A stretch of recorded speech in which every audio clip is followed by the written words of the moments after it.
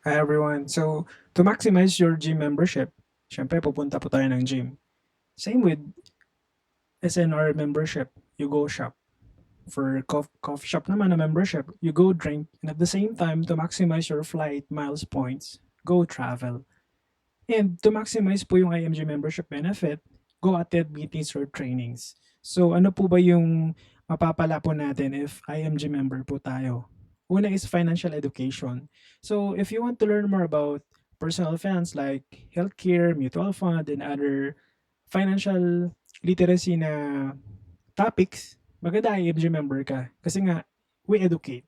And pangalawa, financial execution. So meron po tayong mga affiliated na companies wherein you can apply yung natutunan nyo, let's say healthcare, Kaiser yung provider, life insurance, Care of Manila Bankers, and so forth. And entrepreneurship. So, meron po tayong earning opportunity here na just you share your know-how, how to execute, then you can earn from there. So, yung ma-earn nyo, pwede nyo pong pambayad ng healthcare nyo, life insurance, or pang-invest sa mutual fund. And so, moving on, ito po yung mga benefits. Meron po kayong specific portal, nandito po siya.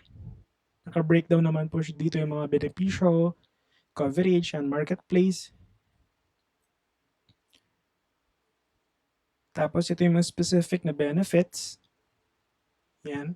Tapos papakita ko din yung sa one-stop shop if member po kayo ng IMG. So ito po yung one-stop shop. Basically, kung member ka dito, meron kang access sa healthcare, life insurance, non-life, banking, investments sa mutual fund, direct stock trading, real estate, and allied services. So, if member ka, meron kang discount, savings, and at the same time, access and privilege as well. Especially, maganda yung financial education kasi nga, continuous po yung learning dito. Yan. Tapos, ito naman po how to start. So, you just need to fill up yung online application. Ito po yung difference niya pag Philippine-based. If nasa Pilipinas po kayo, 6,000 po siya one-time payment. Ito po yung mga benepisyo for that. Yung breakdown ng benefit. Pag OFW naman po tayo, usually nag-range po siya ng around 175 to 201 USD. Depende po sa country na location po natin. Yan. Mas marami lang pong coverage yung sa OFW. Yan. Ito kasi pag Philippine-based starting yung free accident insurance namin, nag-start po siya ng 100K. Whereas pag OFW, 600,000 po siya.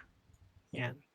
So if you have questions regarding IMG benefits or how to apply, let us know. So ipopost ko rin po or ilalagay po yung link sa description how to start sa IMG.